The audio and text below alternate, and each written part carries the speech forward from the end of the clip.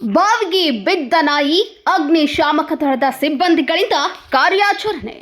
ಈ ಸಮಾಜದಲ್ಲಿ ಮನುಷ್ಯನ ಜೀವಕ್ಕೆ ಮಾತ್ರವಲ್ಲ, ಮೂಕ ಪ್ರಾಣಿಗಳ ಜೀವಕ್ಕೂ ಬೆಲೆ ಇದೆ ಎಂಬುದನ್ನು ಪಟ್ಟಣದ ಅಗ್ನಿಶಾಮಕ ದಳದ ಸಿಬ್ಬಂದಿ ಸಾಬೀತು ಮಾಡಿದ್ದಾರೆ.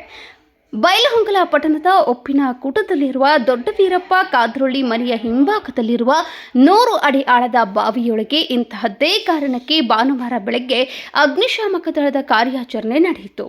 ಇದು ಮನುಷ್ಯರನ್ನ ಮೇಲಕ್ಕೆತ್ತಲು ನಡೆದಂತಹ ಕಾರ್ಯಾಚರಣೆ ಅಲ್ಲ, ಬದಲಾಗಿ ಆಳದ ಬಾವಿಗೆ ಬಿದ್ದು ಒದ್ದಾಡ್ತಿದ್ದಂತಹ ನಾಯಿಯನ್ನ ಕಂಡಂತಹ ಅಗ್ನಿಶಾಮಕ ದಳದ ಸಿಬ್ಬಂದಿ ಬಾವಿಗೆ ಹಗ್ಗವನ್ನ ಇಳಿಸಿ ಸುರಕ್ಷಿತವಾಗಿ ಮೇಲಕ್ಕೆತ್ತಿದ್ದಾರೆ. ಬಾವಿಯಿಂದ ಬಚಾವಾಗಿ ಬಂದ ಶ್ವಾನ ಮೇಲಕ್ಕೆ ಬರುತ್ತಿದ್ದಂತೆ ಎದ್ದೆನೋ ಬಿದ್ದೆನೋ ಎಂಬಂತೆ ಓಡಿ ಜೀವ ಉಳಿಸಿಕೊಂಡಿದೆ.